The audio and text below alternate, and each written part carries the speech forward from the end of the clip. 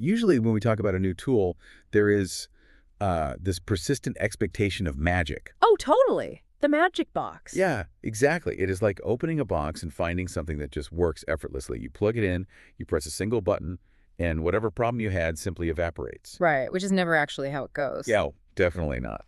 So picture this scenario for a second. Hmm. You are listening to this right now, and you are a beginner entrepreneur or, a creator, a freelancer, maybe an AI builder. Mm-hmm. And you want AI to instantly build a sales page for you.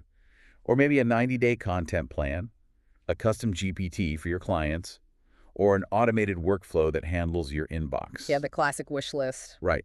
So you sit down at your desk, you open the interface, you type in a quick sentence, you ask the machine to do the work. And then the machine asks for context. Exactly. It asks what your specific boundaries are. Mm-hmm. And suddenly you stare at the blinking cursor and realize you cannot clearly explain the offer, the exact buyer, the payment path, how delivery works, or where your boundaries even are. Yeah, that is the moment of panic. It really is. The magic button completely fails. And not because the technology is broken, but because the machine has absolutely no idea what it is actually building. And the friction there is so real. I mean, anyone who has spent more than 10 minutes trying to build a business system with a large language model has hit that exact wall. Oh, 100%. And the instinct is always to blame the prompt, right? Always. We think, well, if I just find the right sequence of magic words, the AI will suddenly understand my entire business model. But the problem isn't the prompt. No, and it certainly isn't the AI tool itself. Yeah. You are dealing with a business clarity problem that is just disguised as a technology problem. Right. Which brings us to the core reality here. AI can speed up a clear business. It can also speed up a messy one. Wow. Yeah, that is a dangerous thought, speeding up a mess. It is a disaster. If your business exists purely as a chaotic web of unwritten rules in your own head, applying automation to that chaos is just going to help you fail at scale. Fail at scale. I like that. Well, I don't like it, but it is accurate. So, welcome to the deep dive. Today, we are looking at a stack of sources from the AI Prompt Lab, specifically a foundational framework known as APL 005. Right, the business basics for AI builders. Exactly. Our mission today is to unpack why AI cannot optimize a business that the owner cannot explain. We are going to walk through the exact logic you need to define before you let artificial intelligence anywhere near your content, your workflows, or your clients. And let's address the elephant in the room right away, because when people hear phrases like define the business logic, the immediate reaction is usually a really heavy sigh. Oh, absolutely. It sounds like you are telling me I need to go get an MBA before I can use ChatGPT to write my onboarding emails. Right. People think, I am a freelancer, I am a solo operator, I don't want to write a 50-page business plan. I just want the AI to figure this stuff out for me so I can get back to doing the actual work. Yeah, that reaction is incredibly common, but it is the exact trap that causes beginners to build really fragile AI systems. We are not talking about enrolling in a startup accelerator here. Okay, good, because I don't have time for that. None of us do. Yeah. This is purely about operational clarity. You have to define the minimum business logic so the AI has a stable context to operate within. And if you don't give it that context? If you withhold that stable context, the AI will default to its training data. It will literally invent obligations you never meant to accept. Yikes. Like making promises to clients. Exactly. It will draft legally dubious promises to your clients that you cannot fulfill. So before you can use AI to build content systems or automate products, you have to separate the official setup of your business from the everyday operations. Okay, so let's draw a hard line between those two concepts. The sources refer to this as separating business admin from business logic, right? Yes. And if I am a beginner, my natural tendency is to throw every single open question I have about my business into one massive anxiety-inducing pile. Oh, I've been there. You are stressing out about whether you need an LLC while simultaneously worrying about what to put in your welcome email. And wondering what payment processor has the lowest fees all at the same time. It is all just business stuff in your head. Right, but mixing those up is guaranteed to paralyze you. Completely. And more importantly, if you feed that mixed up pile of stress into an AI, the tool will not know which lane it is supposed to be helping you with. So let's isolate business admin first. What exactly is that lane? Business admin asks a very specific question. What needs official verification? This lane deals with reality outside of your control. Okay, give me some examples. Sure. Like, do you need a business license in your specific county? What is your federal tax ID? Where do your official financial records live? So really objective legal stuff. Exactly. Do you need to register a doing business as name if you're operating under a pseudonym? What banking documents are required to open a merchant account? Anything that depends on professional decisions, legal setups, or tax rules. Yes, and here's the golden rule for this lane. Verify before using. Verify before using, meaning don't just guess. Right. You must verify before using any professional or platform-based admin roles. You absolutely cannot ask an AI chatbot if you are legally compliant with your local city's tax codes. Oh man, because the AI will just happily, confidently hallucinate a local tax ordinance that hasn't existed since 1994. And suddenly you are facing an audit. Because business admin is about objective, official facts that exist outside of your creativity. Okay, so if admin is the official facts, what is business logic? Business logic asks how the daily operations actually function. Mm-hmm. This is the stuff you control. Like the day-to-day choices I make. Exactly. What do you sell? Who buys it? What specific problem does it solve? How do the payment mechanics actually work? How do I deliver the service? Right. What records are created during that delivery? What is included? What is excluded? And crucially, what steps require your own human judgment? So this is the stuff that I actually have to decide. The AI can't just invent my business model for me. It cannot. Business logic must be defined by you, the owner. AI can help you organize the logic once it exists, but it cannot invent the foundational premise of your business. The sources use a really helpful analogy here. They say to visualize this distinction by thinking about building a house on an empty plot of land. I love this analogy. So business admin is dealing with the city's zoning laws. Right. It is checking property lines, securing the permits, and making sure you are not building over a municipal water main. While business logic is deciding the floor plan, it is choosing where the kitchen goes, how many bedrooms you need, whether you want an open concept living room. Exactly. And AI can act as your interior designer. It can suggest a brilliant, highly efficient layout for your kitchen cabinets. But it cannot tell you if you legally own the land you are building on. Exactly. It can't pull the title deed. But if we take that house metaphor a step further, things get a little tricky when we look at the walls where the admin and the logic meet, don't they? There is definitely an overlap. Right, because my business logic dictates that I want to charge clients a recurring monthly retainer.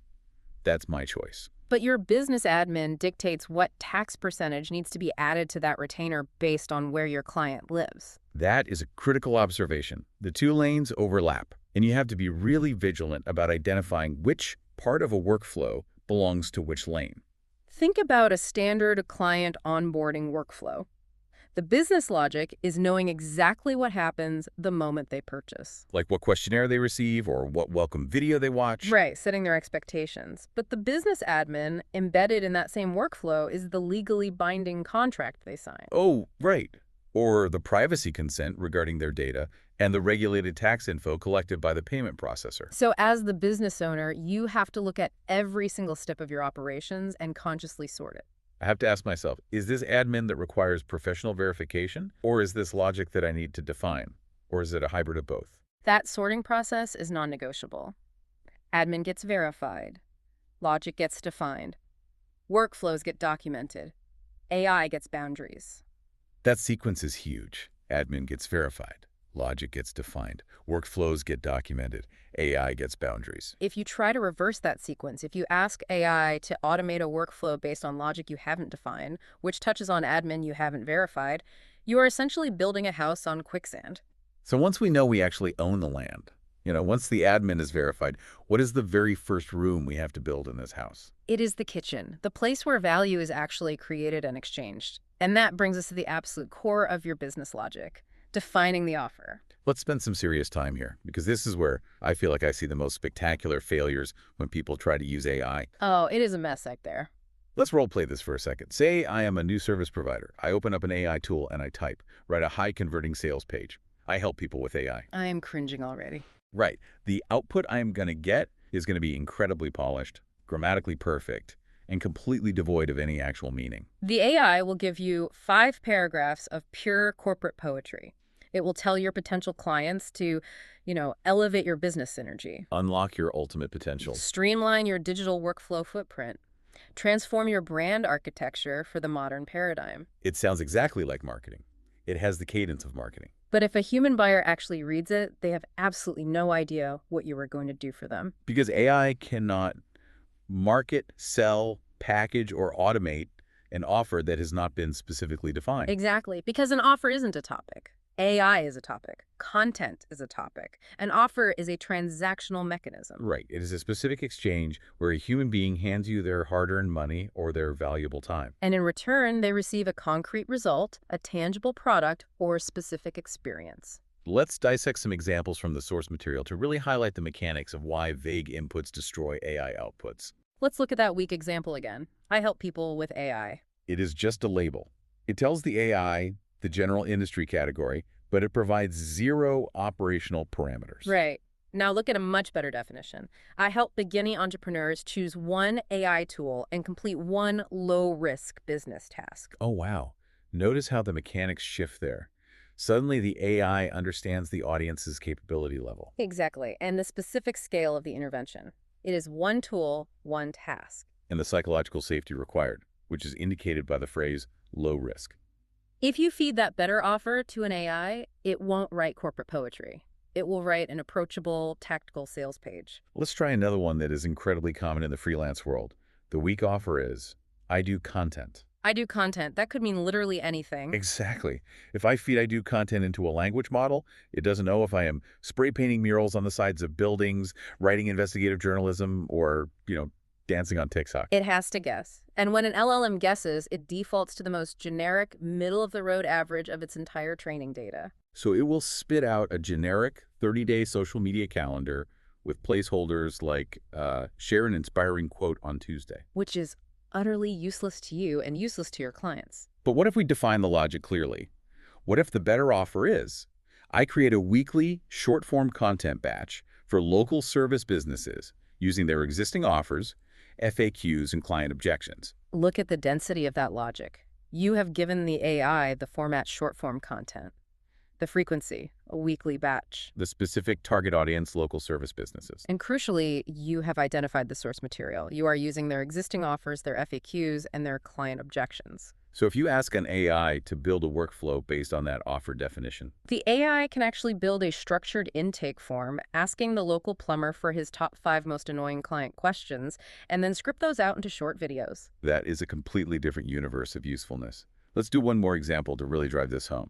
The weak offer. I help businesses get organized. Again, the AI will just generate philosophical quotes about the benefits of a tidy desk. Right. But if the better offer is, I organize messy client intake notes into a service delivery checklist and a follow-up email sequence. Now you have given the AI a literal job description. It knows the input, which is the messy client notes. And it knows the output, a checklist, and an email sequence. It can actually execute that transaction. But, and I hear this pushback all the time, achieving that level of clarity can be really intimidating, especially if your business doesn't fit neatly into one tiny box. Oh, for sure. Many people operate hybrid models. You might do a little bit of consulting, sell a few digital templates, and occasionally take on a done-for-you client project. You don't need a fancy industry label for that. You don't need to stress over whether to officially brand it a course, a cohort, a service, or a mastermind. You just need a clear operational label for the specific exchange you are defining at this very moment. Yes, and the sources provide a really simple, plain language clarity formula to force this definition. I love this formula it is. I help blank with blank by providing blank so they can blank. Let's break that formula down and apply it with the real placeholders. It goes, I help buyer with problem by providing deliverable so they can practical use. Okay, let me try one. If I run a business organizing digital files, I might fill it out like this. I help local real estate agents with scattered property photos by providing a sorted, cloud-based folder structure so they can instantly find listing images while standing with a client. That is perfect. And the beauty of that formula is that it isn't meant to be your final marketing copy. Right, I'm not going to paste that exact clunky sentence as the massive headline on my website. It is an operational clarity tool. It forces you to define the strict parameters of the exchange. It tells the AI exactly what game you are playing. But notice the very first blank in that formula. I help buyer. Ah, You yeah. cannot define the problem, the deliverable, or the practical use until you know exactly who is walking through the door. Which brings us to the next massive piece of business logic, defining the buyer. And this is an area fraught with really outdated marketing advice. Oh, it really is. For years, people were taught to create these elaborate, entirely fictional customer avatars. Yeah, where you sit down and invent a person. Meet Sarah. Sarah is 34 years old. She lives in a mid-sized suburb. She drinks oat milk lattes, has a golden retriever named Buster, and enjoys weekend yoga retreats. Let me be very clear. The AI does not care about Sarah's oat milk. It does not care about Buster, the golden retriever, unless you are literally selling dog treats. Because AI output gets incredibly generic when the buyer is defined generically, right? Exactly. When you define a buyer as a generic demographic, cluster like moms, millennials, entrepreneurs, or small businesses, the AI dilutes the messaging to try and appeal to every single mom or every single small business on the planet. So you are not creating a fake 10-page marketing avatar. You're defining a real person or a real group operating within a highly specific situation. We refer to this as the buyer snapshot. So what actually goes into a functional buyer snapshot if we are throwing out all the demographic fluff? You need to cover the buyer type and the buyer stage. Like, are they an absolute beginner who is just starting to explore the problem? Yes. Or are they actively testing a solution but struggling? Or are they a veteran who is trying to clean up messy operations that have scaled way too fast? Got it. What else? You need to define their current situation and their current urgent problem. What have they already tried that failed? What are they deeply tired of hearing? What do they realistically need to happen next? And perhaps most importantly, what are they explicitly not ready for yet? Yes, I want to highlight that last point. Defining what they are not ready for. Why is that negative boundary so critical for an AI? Because AI models are inherently designed to be overly helpful, right? They want to give you the most comprehensive, advanced solution possible. Exactly. If your buyer is a beginner who is already overwhelmed by technology and you do not explicitly tell the AI that fact, the AI might draft an onboarding sequence that enthusiastically suggests they sign up for 6 different complex software platforms, integrate them via API, and build a custom dashboard. Which will absolutely terrify your buyer. You have to define the boundaries of their current capability so the AI matches their operational reality. There's another element of the buyer snapshot that the sources emphasize, which is the use context. This is huge. It is not just about who the buyer is, but where they are physically and mentally when they interact with your deliverable. Right, because a cheat sheet designed to be referenced on a mobile phone during a chaotic live event needs to be formatted entirely differently than a deep dive strategy document meant to be read on a desktop computer with a cup of coffee. The exact same deliverable changes drastically based on where the buyer applies it. Let's use a metaphor to cement this, because it is the secret to moving from generic AI output to highly valuable AI output. Okay, wait on me. Imagine you sit down at an AI interface and type, write a driving manual for drivers. The AI is going to generate absolute nonsense. It'll write things like, step 1, open the car door. Right. Step 2, place the key in the ignition. Step 3, look at the road and press the gas pedal. Right. It is technically accurate, but practically useless. But what if we change the buyer snapshot? Okay. What if we type, write a driving manual for first-time parents driving a minivan in a sudden snowstorm who have already tried applying snow chains but failed, and the baby is crying in the back seat. Oh, wow. The output changes completely. The AI now understands the extreme anxiety of the first-time parent. It understands the physical dynamics of a heavy minivan in the snow. And most importantly, it understands the previous failure. It knows not to suggest snow chains because that solution has already been exhausted. Exactly. It might suggest dropping the tire pressure slightly or focusing on gentle pumping braking techniques. The rule here is ironclad. The more specific the buyer situation, the less generic the AI output. You just need enough situational context to stop the AI from writing for, well, everyone. Exactly. Okay, so we have the offer locked in. We have the exact buyer shivering in their minivan locked in. We know what we are selling and who is buying it. Now we transition to the actual mechanics of the transaction. How does that buyer actually hand over their cash to get the solution? We have to map the payment path. And here is the rule.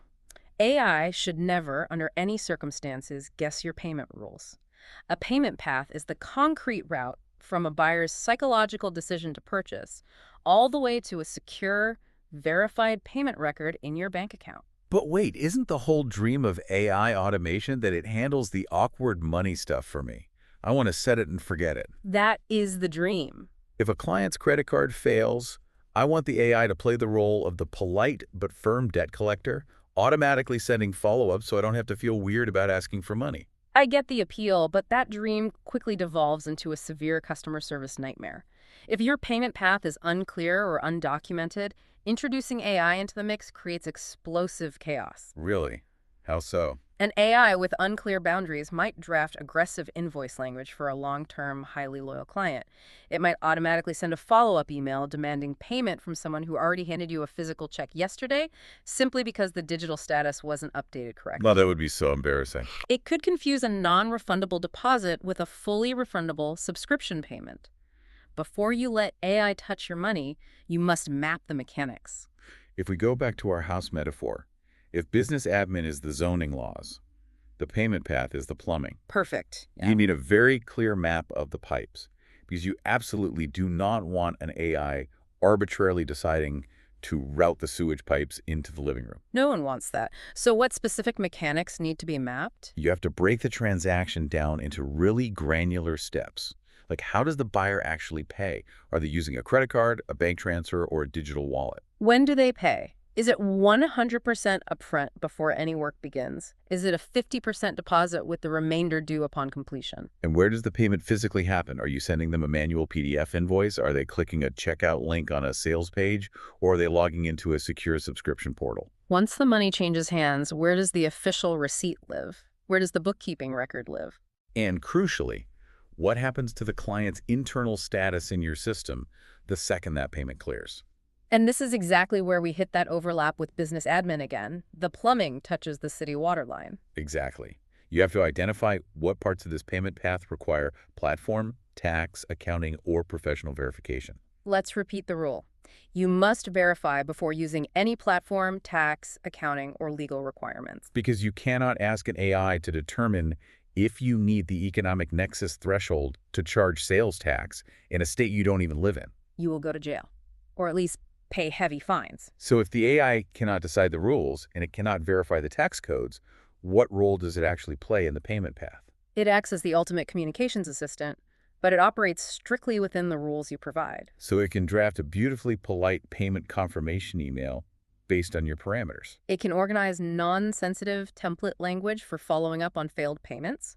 It can create an internal checklist for you to follow during your end-of-month reconciliation. But it cannot dictate financial policy. AI should absolutely not decide your tax collection settings. It should not determine a client's refund eligibility. It should not draft legal responses to chargebacks, and it should not invent legal payment terms. The logic must be mapped by you, verified by professionals, if necessary, and then the AI supports the execution. Exactly. Okay, so the money clears, the plumbing holds, the receipt is safely stored in the bookkeeping folder, the promise has been made, and the buyer is waiting. Now comes the real work. The next immediate question is how that promise is actually fulfilled. We have to map the delivery path. The delivery path is the complete route from the moment the payment clears to the moment the completed result is handed over to the client. And this is an area where business owners drastically overestimate their own clarity. Oh, completely.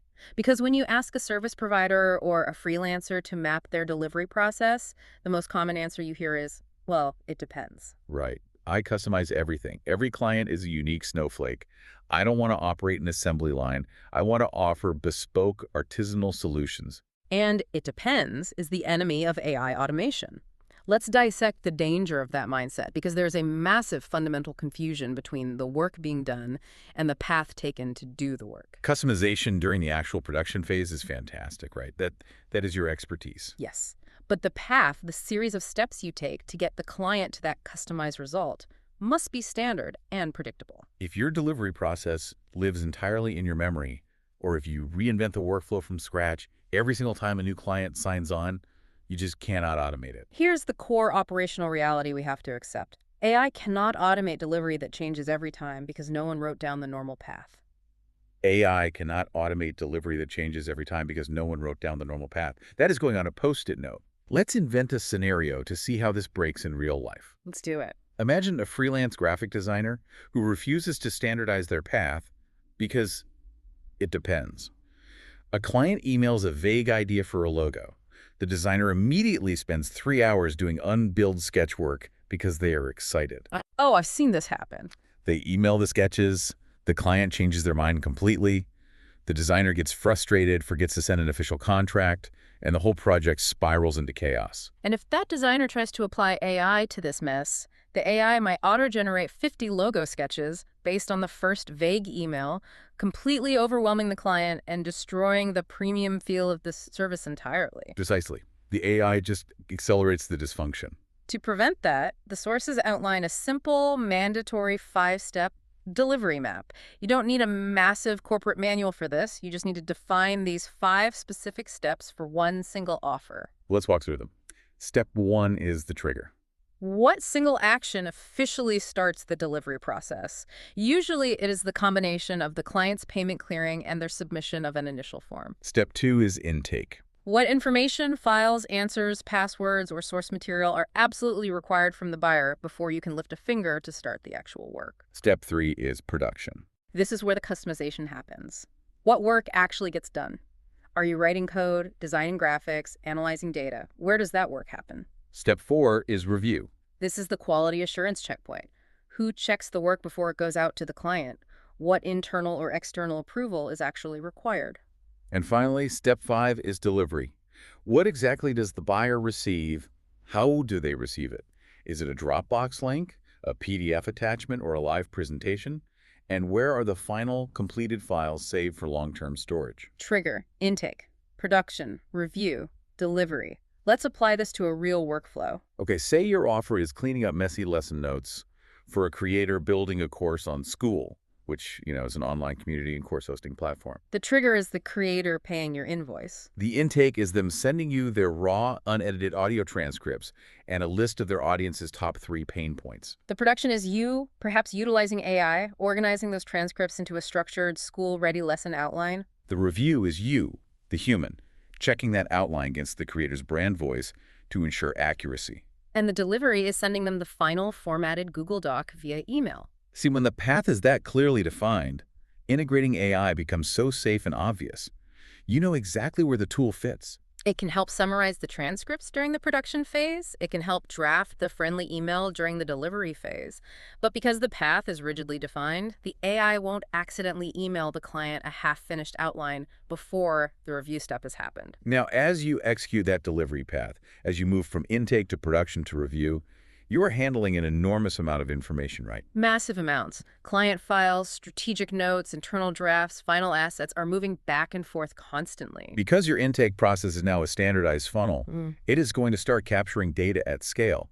Suddenly, you have a new, highly critical problem. Where does that data go when the AI touches it? This brings us to a huge risk area that so many beginners completely ignore: records, files, and data hygiene. It is so easy to fall into bad habits here. I mean, say a client sends me a massive, disorganized brain dump in a Google Doc. Right? The fastest way for me to process it is to hit Command-A, copy the entire 10-page document, paste it into a public AI tool like ChatGPT, and type "summarize this for me." But that is a massive privacy violation. Is it real? Yes.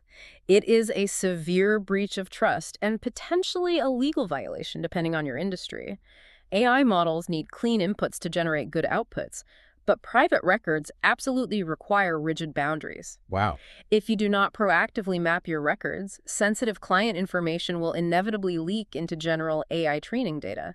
You have to categorize the data flowing through your business into 4 distinct types and treat each type differently. Okay, let's walk through these 4 types of data. The first category is public data. Public data is information that is already freely available to the world. Yeah. It is the copy on your website's homepage, your published blog posts, your public YouTube videos, your general FAQ section. So this data is generally safe to feed into any general AI tool because it is already out there in the public domain. Exactly. The second category is internal data. This is information about how your business operates behind the scenes. It includes your internal checklists, your standard operating procedures, your blank templates, your brand voice guidelines. So internal data requires a bit more care. You might not want your proprietary frameworks completely exposed to a public model, but pasting a blank checklist into an AI to have it reformatted is usually not a massive privacy risk Right. because it doesn't contain sensitive client details. Exactly, it's just operations. But then we cross the line into the third category, private data. This is where the real danger lies. That goes in here. This includes specific client notes, detailed financial arrangements, internal strategy documents that haven't been launched yet, or unreleased intellectual property. Okay, so private data cannot be treated casually at all. You need established protocols for how this data interacts with AI. Often, this requires anonymization. If a client gives you a transcript of a highly sensitive sales call, and you want the AI to analyze the objections, you must scrub that transcript first. Meaning you remove the client's name, the prospect's name, specific company identifiers, and any exact financial figures before the AI ever sees it. You have to. And then there is the fourth category, restricted data. This is the absolute highest level of sensitivity. Regulated information. Right. Personally identifiable information, medical records, official legal documents, HR files, detailed raw financial records. Restricted data should never, ever be pasted into a public AI prompt, period. No exceptions. Period. Okay. In addition to categorizing your data, you also have to establish the concept of the source of truth. Yes. Where does the real official record live versus the temporary AI draft? If you use AI to help you outline a proposal, the AI chat interface is not the source of truth. The final PDF saved in your secure client folder is the source of truth. If you do not strictly define where official records live, you will eventually find yourself frantically scrolling through months of AI chat histories trying to find an important client detail. Which is an absolute organizational nightmare and a massive compliance risk. Protecting data is about keeping sensitive things from leaking out of your business. But we also have to establish boundaries to keep unwanted things from creeping in. Specifically, we have to protect the scope of the project itself. We have to define scope boundaries and human judgment. This is vital because AI possesses a really dangerous capability. It can make unclear boundaries sound incredibly polished and authoritative. I always picture AI as an incredibly eager, highly caffeinated intern on their first day. That is a perfect description. The intern desperately wants to please you, and they desperately want to please the client. They want to resolve every single interaction positively. So if a client emails asking for just a few more tweaks, The AI intern will happily draft a legally binding response offering the client unlimited revisions for free, simply because it sounded polite, accommodating, and helpful in the moment. that is exactly what happens. If you do not explicitly define the scope of the engagement, the AI will draft communications that promise way too much, inviting catastrophic scope creep. You have to list for every single offer concrete boundaries. What is explicitly included? What is explicitly not included? What elements cost extra? What specific milestones require buyer input before moving forward? What deliverables require formal buyer approval? And what steps require your professional review? It is about knowing your own limits so you can program the AI's limits. Like, if my standard package includes exactly one round of revisions, I need to bake that limitation into the AI's context. That way, when the AI drafts the delivery email, it proactively says, attached is your draft. As outlined in our agreement, you now have one round of revisions available. It sets the boundary, rather than eagerly saying, let me know what changes you want and we will keep iterating until it is absolutely perfect. Which leads directly into the overarching concept of human judgment. There are tasks AI is exceptionally well suited to support, and there are decisions AI must never be allowed to make. The sources outline a fundamental framework here. AI may draft, organize, summarize, and suggest. AI must not own judgment, consent, approval, or accountability. So let's draw the hard lines. What are the specific things AI must never decide? AI must never decide legal, tax, medical, financial, or regulated advice. It must not make the final call on a client's core strategy.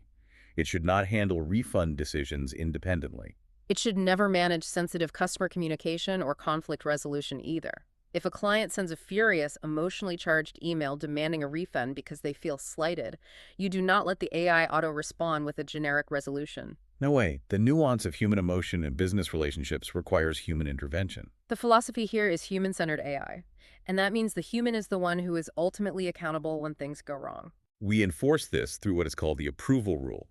The rule states, anything affecting money, rights, privacy, compliance, public claims, or brand reputation requires human review before action is taken. That includes sending an email to a list, publishing a post to a public feed, filing a document with an agency, charging a credit card, or permanently deleting a file. A human must review the AI's work before the trigger is pulled. Okay, let's take a deep breath and survey the landscape we've just built. We have separated our legal admin from our daily logic. We have rigidly defined the offer and the highly specific buyer snapshot. We mapped the plumbing of the payment path and the 5-step normal path for delivery. We categorized our data to keep it hygienic, and we set ironclad boundaries on scope and human judgment. With all of that architecture finally in place, we can look at a specific annoying task in our business and ask, is this actually ready for a machine to take over? We move into the phase of workflow readiness, and here we must confront another incredibly common beginner misconception. Which Beginners look at their daily operations, identify the most annoying, frustrating parts of their business, and decide they want to automate those parts first. But annoyance is not readiness. That is such an important distinction. If a task is annoying because it is a repetitive, tedious data entry chore like copying names from a spreadsheet into an email tool, that is one thing. That is a great candidate for automation. But if a task is annoying because it is undefined, chaotic, emotionally draining, and you never know what is going to happen next, attempting to automate that chaos is just going to build a faster disaster. If a workflow is undefined, automation just executes your failures at the speed of light. A workflow is only genuinely ready for AI support when the key components of that workflow are visible, stable, and documented. So what exactly needs to be documented before we let an AI touch a specific workflow? You need to check 9 specific elements to verify readiness. 1, what is the trigger that starts the workflow? 2, what is the specific input required? 3, what are the exact steps of the process? 4, who is the human owner responsible for this workflow? 5, what is the final output? 6, where is the review point where a human checks the work? 7, what is the data boundary meaning? What sensitive data must be excluded? 8, where is the final save location for the output? And 9, what is the backup plan? I can hear people groaning at that last one. Creating a backup plan for a simple email automation feels like massive overkill. If I am using an automation tool to send a simple welcome email when someone downloads my free PDF, do I really need a full disaster recovery protocol? If we look at the bigger picture of running a professional operation, a backup plan does not mean a 100-page crisis management manual stored in a fireproof safe. Okay. It simply means knowing exactly what happens when the technology inevitably breaks. Because it will break. APIs change, passwords expire, servers go down. If your connection silently fails and 50 new leads do not get the onboarding email they were promised, you look incredibly unprofessional, and trust is instantly broken before the relationship even begins. The backup plan might be as simple as, if the automation fails, the human owner receives a daily digest of new signups and manually sends the welcome email template from their personal inbox. Documentation comes before automation. If you do not know the backup plan, the workflow is fundamentally not ready. This allows us to evaluate readiness on a spectrum rather than a simple yes or no. We look at 3 readiness levels. Level 1 is ready for AI support. This means the workflow has a clear trigger, strict boundaries, a designated review point, and all inputs and outputs are defined. AI can safely step in to support a draft, generate a summary, or handle a repeatable step. Level 2 is almost ready. The workflow is mostly clear, but maybe it is missing a defined save location, or the specific human review step hasn't been assigned yet. You just need to pause, clear those 1 or 2 missing pieces, and then you can proceed. And level 3 is not ready. The workflow is vague, it involves highly sensitive restricted data, the inputs change wildly every single time, or there is no designated point for human review. If it is not ready, you do not force it. You document the logic first. Now, asking a business owner to hold all of this logic, the buyer snapshot, the payment path, the data boundaries, the 9 elements of workflow readiness in their heads simultaneously is impossible. If you try to manage this across a dozen scattered sticky notes and 3 different note-taking apps, you will lose your mind. We have to consolidate everything into one central authoritative asset. The source material introduces a tool for this exact purpose, the Simple Business Foundation Sheet. This is the ultimate output of all the rigorous thinking we have done today. It is not busy work. It is not a document you create once and shove in a digital drawer. It is the fundamental consolidated business logic that AI requires to support your work cleanly. What goes onto this sheet is a distillation of everything we've discussed.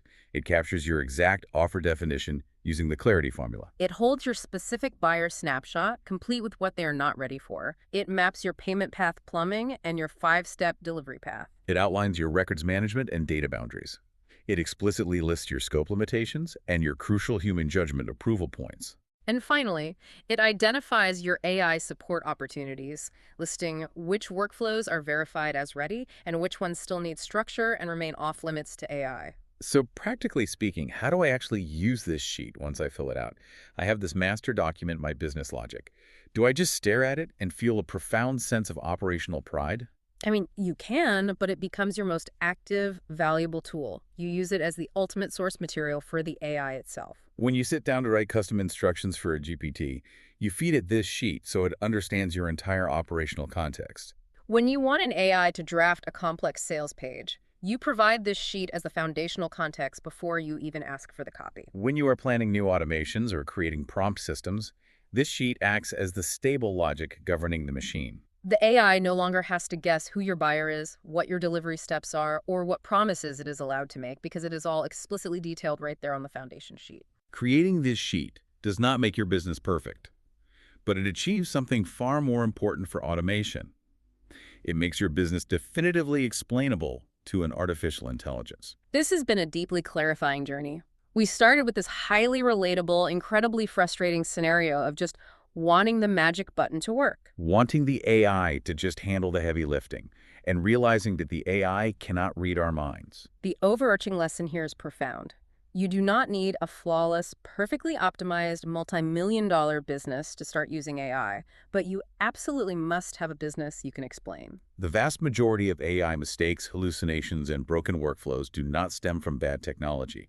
They stem from unclear inputs, vague boundaries, and a messy operational foundation. The goal is not to build a corporate empire before you are allowed to use AI. The goal is clarity. APL 005 helps you define the business before AI supports it. APL 006 comes next, because once the business is clearer, the next question is what information is safe to give AI? That is the perfect transition. We have mapped the logic, we have defined the boundaries, and next time we look at how to protect the data that flows through those boundaries. Define the business before AI speeds it up. As we wrap up this deep dive, I want to leave you with a final, somewhat provocative reflection to mull over as you look at your own operations. We've talked so extensively today about the absolute necessity of getting the operational logic out of your head and onto the page. Think about your business right now. If your daily operations, your delivery paths, and your client boundaries currently rely entirely on the unwritten, invisible intuitions stored in your own head. Who really owns the business, you or your memory? Until you extract that logic, define it clearly, and get it onto a page, your business isn't just unready for AI, it is barely ready for tomorrow. Define the logic, build the foundation, and then let the machine do the heavy lifting.